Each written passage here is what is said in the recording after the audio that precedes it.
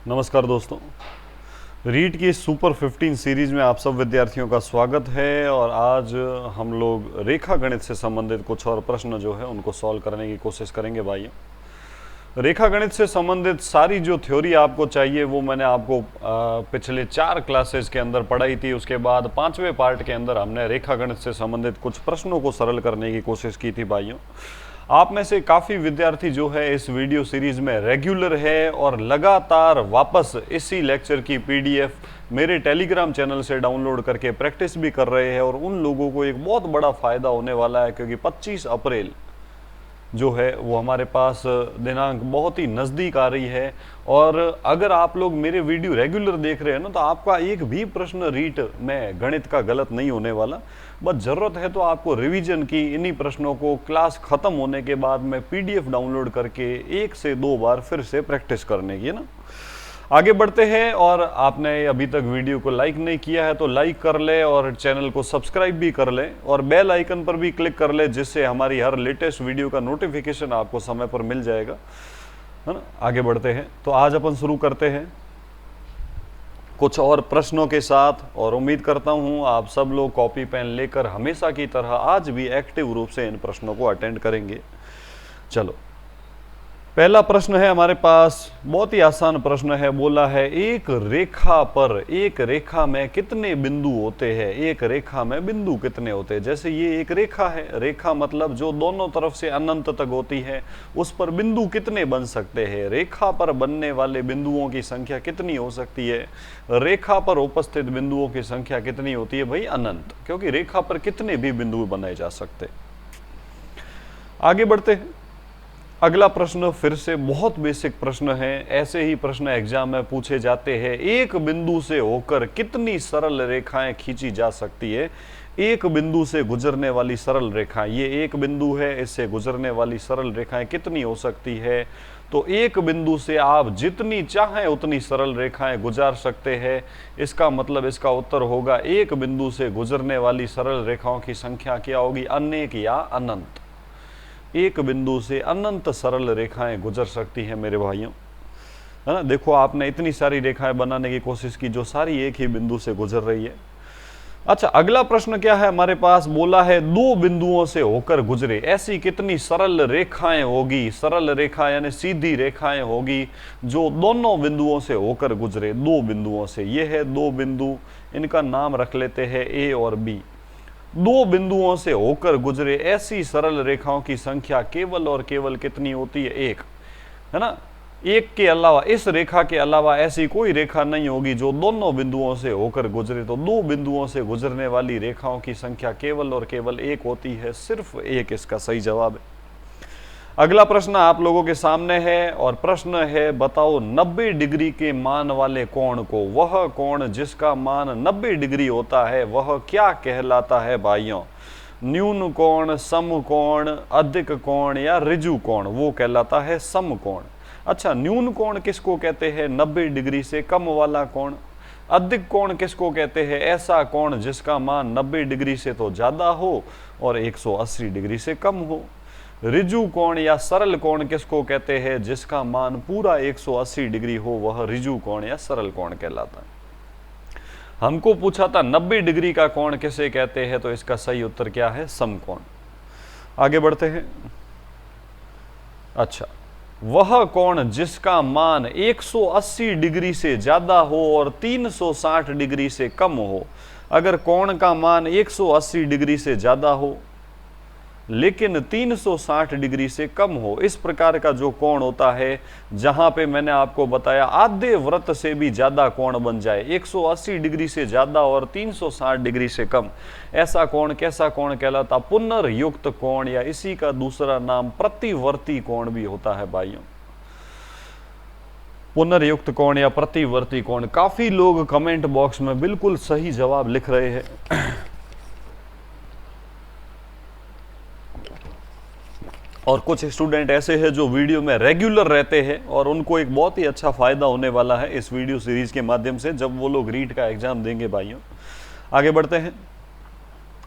अगला प्रश्न है, सरल कोण किसे कहते हैं भाइयों? सरल कोण, अभी मैंने आपको बताया सरल कोण या ऋजु कोण किसे कहते हैं? वह कोण जिसका माप एक बिंदु से जब दो विपरीत किरणें या दो विपरीत रेखाखंड गुजरते हैं तो उस बिंदु पर जो पूरा अर्धवृत्त के बराबर कोण बनता है 180 डिग्री, उसी 180 डिग्री के कोण को कहा जाता है सरल कोण, या उसी का दूसरा नाम ऋजु कोण भी होता है भाइयों। तो ये बात आपको ध्यान रखनी है, एग्जाम में इस पर आधारित प्रश्न पूछा जा सकता है। अगला प्रश्न, अच्छा, जिन दो कोणों का योगफल दो कोणों का योग 90 डिग्री होता है वह क्या कहलाते हैं? ऐसे कोण जिनका जोड़ 90 डिग्री हो वे एक दूसरे के पूरक कोण कहलाते हैं या कोटि पूरक कहलाते हैं। कोटि पूरक या पूरक का मतलब एक ही है। ऐसे दो कोण जिनका जोड़ 90 डिग्री हो वो एक दूसरे के पूरक कहलाते हैं या कोटि पूरक कहलाते हैं। अगला प्रश्न जिसके अंदर बोला है 40 डिग्री का पूरक कोण क्या होगा? बहुत ही आसान प्रश्न है मेरे भाइयों, एकदम आसान प्रश्न है। 40 डिग्री का पूरक कोण, पूरक कोणों का जोड़ हमेशा, पूरक दो कोण ऐसे कोणों का जोड़ा होता है जिनका योग 90 डिग्री होता है, और किसी भी कोण का यदि पूरक कोण निकालना है तो कुछ भी नहीं करना, 90 डिग्री में से उस कोण को घटा दें तो आप लोगों को उसका पूरक मिल जाएगा। 40 डिग्री का पूरक चाहिए तो भाइयों क्या करें, 90 डिग्री माइनस 40 डिग्री, 90 में से घटा दिया तो पीछे क्या बचा, 50 डिग्री। सही उत्तर होगा ऑप्शन नंबर बी। आगे बढ़ते हैं। अच्छा, 85 डिग्री का कोटि पूरक कोण, 85 डिग्री का कोटि पूरक। देखो पिछले प्रश्न में नाम काम में लिया पूरक, इस बार क्या काम में लिया आपके सामने, कोटि पूरक। बस आपको इतनी सी बात ध्यान होनी चाहिए कि पूरक बोलो या कोटि पूरक बोलो, बात वही है। यदि आप किसी भी कोण का पूरक कोण निकालना चाहते हो या कोटि पूरक कोण निकालना चाहते हो तो उसको 90 में से घटा दें। 90 डिग्री में से 85 डिग्री को घटा दिया, पीछे बचा 5 डिग्री, यही इसका पूरक कोण हो जाएगा, ऑप्शन नंबर सी। अच्छा, एक और प्रश्न है हमारे पास, 35 डिग्री का समपूरक कोण क्या होगा? समपूरक का दूसरा नाम परिपूरक भी होता है, परिपूरक कोण, है ना। समपूरक कोण जब भी निकालना हो, किसी भी कोण का यदि आप समपूरक कोण निकालना चाहते हो, समपूरक कोण, तो उसके लिए क्या करना है, समपूरक दो ऐसे कोणों का जोड़ा होता है जिनका योग 180 डिग्री होता है। तो यदि समपूरक के जोड़े में से एक कोण दिया हुआ हो और उसका समपूरक निकालना हो तो 180 डिग्री में से किसी भी कोण को घटाने से उसका समपूरक कोण आ जाता है। 35 डिग्री का समपूरक पूछा है भाइयों। 180 डिग्री में से जब अपन 35 डिग्री घटाएंगे तो पीछे बचेगा 145 डिग्री, और 145 डिग्री सही उत्तर है ऑप्शन नंबर डी। बहुत आसान प्रश्न है भाइयों ये। अच्छा, अगले प्रश्न में बोला है 120 डिग्री के कोण के समपूरक कोण का दुगुना मान क्या होगा? पहले तो 120 डिग्री का समपूरक कोण निकाल लेते हैं। अच्छा, समपूरक कोण कैसे निकालते हैं? किसी भी कोण का समपूरक कोण निकालते हैं 180 में से घटाकर। 180 में से 120 गया, क्या मिला, 60 डिग्री। और ये जो समपूरक कोण मिला है इसका दुगुना कर दो, 60 डिग्री का दुगुना कर देते हैं, 60 का डबल यानी 120 डिग्री, फिर से 120 डिग्री मिल गया। सही उत्तर हो गया ऑप्शन नंबर ए। बहुत आसान प्रश्न है भाइयों, ये सारे रीट में इसी स्तर के प्रश्न पूछे जाते हैं। अगर आपने मेरी सारी वीडियो अटेंड की हो, जैसे इसका पार्ट 1 जो है वो भी मैं डाल चुका हूँ इससे पहले, रेखा गणित का, और उसमें कुछ प्रश्न 15 प्रश्न अपन ने प्रैक्टिस कर रखे हैं, उनका भी आप रिवीजन अच्छे से करें। एग्जाम में हर प्रश्न उसी प्रकार का पूछा जाएगा जैसा कि मैं आप लोगों को इस फ्री सीरीज के अंदर करवा रहा हूं। जरूरत है तो आपको वो है रिवीजन की, बार बार इन प्रश्नों को प्रैक्टिस करने की, और टेलीग्राम चैनल से PDF डाउनलोड करके घर पे वापस अभ्यास करने की भाइयों। आगे बढ़ते हैं। आगे बढ़ने से पहले आप वीडियो को ज़्यादा से ज़्यादा लाइक कर लें भाइयों। ये है हमारे पास अगला प्रश्न। अगले प्रश्न के अंदर क्या बोला है, आपको एक चित्र बना हुआ है जिसमें दो किरणें एक दूसरे के लंबवत आपको नजर आ रही होगी। देखो ये है एक किरण, आप लोगों को ये एक किरण नजर आ रही होगी, इसी किरण के लंबवत दूसरी किरण ये रही। अच्छा, लंबवत होती है तो उसमें कुल कोण कितना होता है? कुल कोण 90 डिग्री होता है। आपको बोला है यहाँ पे नीचे वाला कोण यदि 65 डिग्री है तो ये ऊपर कितना कोण बन रहा होगा। ये जो रेखा है, ये हमारे पास किरण जो है, ये किरण क्या कर रही है, 90 डिग्री के कोण को दो भागों में बांट रही है। तो ये कोण यदि 65 डिग्री है तो इस कोण x का मान क्या होगा, x का मान, चूंकि दोनों का जोड़ 90 होना चाहिए, इसलिए इस x का मान होगा 90 में से 65 घटा दो, पीछे जो बचा हुआ कोण है वही x होगा। 90 में से 65 गया 25 डिग्री। सही उत्तर होगा ऑप्शन नंबर बी। बहुत आसान प्रश्न था भाइयों ये भी। चलो आगे बढ़ते हैं। फिर से एक और आसान प्रश्न आपके सामने है, जिसके अंदर बोला है समकोण जो होता है उसका 2/3 भाग कितने डिग्री के बराबर होगा।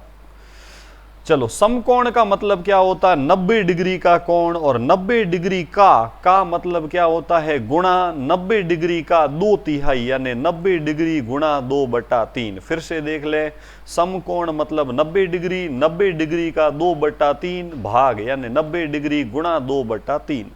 3 का भाग 90 में गया 30 बार, 30 गुणा 2 यानी 60 डिग्री। सही उत्तर होगा ऑप्शन नंबर बी। आगे बढ़ते हैं। अच्छा, अगला प्रश्न हमारे सामने एक और प्रश्न है, जिसके अंदर बोला है यदि एक कोण का माप 50 डिग्री है तो उसका शीर्षाभिमुख कोण का मान क्या होगा। पहले तो आप समझ ले शीर्षाभिमुख कोण क्या होता है। जब दो रेखाएं आपस में x के रूप में कटती है तब क्या होता है, तब ये कोण और इसके पीछे वाला कोण एक दूसरे के शीर्षाभिमुख होते हैं। इसी प्रकार ये कोण और इसके नीचे वाला कोण भी एक इसके शीर्षाभिमुख होते हैं, और शीर्षाभिमुख कोणों का मान आपस में समान रहते हैं। तो शीर्षाभिमुख कोण, यदि आपको एक कोण 50 डिग्री है तो उसका शीर्षाभिमुख भी 50 डिग्री ही होगा। पूछा यही है 50 डिग्री का शीर्षाभिमुख कोण क्या होगा, 50 डिग्री। कारण शीर्षाभिमुख कोणों का मान आपस में समान रहता है। अच्छा, ये 50 है तो बताओ ये कितना होगा। चूंकि आप लोगों को नजर आ रहा होगा ये दो विपरीत किरणें हैं और ये इस कोण को दो भागों में बांट रहा है, तो दोनों का जोड़ 180 होना चाहिए। तो ये 50 है तो ये 130 डिग्री है। ये 130 डिग्री है तो नीचे वाला इसका शीर्षाभिमुख है, 130 डिग्री का शीर्षाभिमुख भी 130 ही होगा। हमको तो 50 डिग्री का शीर्षाभिमुख पूछा है, जिसका उत्तर हो जाएगा 50 डिग्री। बहुत अच्छा और आसान प्रश्न था भाइयों। आगे बढ़ने से पहले बहुत ही आराम से मैं आपको समझाने की कोशिश कर रहा हूँ, एकदम जीरो लेवल से। बस जरूरत है तो वीडियो को लाइक करने की और ज़्यादा से ज़्यादा स्टूडेंट तक इस वीडियो के लिंक को शेयर करने की, ताकि और भी स्टूडेंट जो है वो ज़्यादा से ज़्यादा इस वीडियो सीरीज पर के माध्यम से हमसे जुड़ पाए। आज की सीरीज का अंतिम प्रश्न है हमारे पास, वो कौन सा चतुर्भुज है, किस चतुर्भुज में विकर्ण एक दूसरे के लंबवत होते हैं। विकर्ण 90 डिग्री पर होते हैं, समकोण पर होते हैं या लंबवत होते हैं। विकर्ण लंबवत समद्विभाजित किस में होते हैं, लंबवत यानी 90 डिग्री के कोण पर समद्विभाजित किस चतुर्भुज में होते हैं। तो मैंने आपको टोटल 2 चतुर्भुज बताए थे, जिसमें विकर्ण जो है वो एक दूसरे के लंबवत और समद्विभाजित होते हैं, और वो 2 चतुर्भुज थे वर्ग तथा सम चतुर्भुज। वर्ग और सम चतुर्भुज में विकर्ण लंबवत भी होते हैं और विकर्ण कोण के अर्धक का काम भी करते हैं। चूंकि यहाँ पे ऑप्शन दोनों ही नजर आ रहे हैं, सम चतुर्भुज भी सही है, वर्ग भी सही है। वैसे एग्जाम में जब ये प्रश्न आया तो 2 ऑप्शन एक जैसे नहीं होंगे, है ना, यहाँ थोड़ा सा करेक्शन है। लेकिन आप ध्यान रखना, सम चतुर्भुज में भी दोनों विकर्ण समकोण पर समद्विभाजित होते हैं और वर्ग में भी दोनों विकर्ण समकोण पर समद्विभाजित होते हैं। यहाँ ए और बी दोनों सही है। एग्जाम में सम चतुर्भुज और वर्ग दोनों में से कोई एक विकल्प में होगा, और दोनों होंगे तो फिर आप आपत्ति तो लगा ही सकते हो, है ना। तो इन दोनों के लिए सम चतुर्भुज और वर्ग में आप लोगों के जो विकर्ण है वो एक दूसरे के लंबवत समद्विभाजित होते हैं या समकोण पर समद्विभाजित होते हैं। ये सारा बेसिक मैं आपको पार्ट 1 से 4 आप लोगों को पिछले 5 वीडियो में से 1 से 4 वीडियो जो है वो मैंने आपको थ्योरी समझाई थी, है ना। जितनी भी ज्यामिति से संबंधित थ्योरी है, अगर आप में से किसी भी स्टूडेंट ने अभी तक उस थ्योरी को नहीं पढ़ा है तो इधर आई बटन पे क्लिक कर लें ऊपर, तो आप लोगों को रीड की एक प्लेलिस्ट मिल जाएगी, उसमें से इससे पिछले सारे वीडियो आप लोगों को मिल जाएंगे। है ना, ताकि आप लोग पूरी थ्योरी अच्छे से समझ लो। टेलीग्राम चैनल पर मैंने हर वीडियो की पीडीएफ भी डाली है, तो वहां से आप पीडीएफ डाउनलोड करके भी उस वीडियो को अच्छे से समझ सकते हैं। तो आज आपके सामने खुशखबरी है। जैसा कि आप सब लोग जानते हैं, शिवरात्रि के महापर्व पर 8 मार्च से 12 मार्च तक रात्रि 12 बजे, आज रात 12 बजे तक आपके पास अंतिम ऑफर है कि आप लोग मैथ का कोर्स मात्र 451 रुपए में आप 22 ई लर्निंग ऐप को टेलीग्राम चैनल से डाउनलोड करके और आप इस ऐप के माध्यम से इस कोर्स को खरीद सकते हैं। भाइयों, बहुत ही बेसिक लेवल से जीरो लेवल का कोर्स है और आपके लिए, रीट के लिए इससे अच्छा कोर्स आपको पूरे राजस्थान में कहीं भी नहीं मिलने वाला, जिसके अंदर मैंने सारी मैथ को, सारी रीट की मैथ को बहुत ही अच्छे से और आसानी से समझाने की कोशिश की है।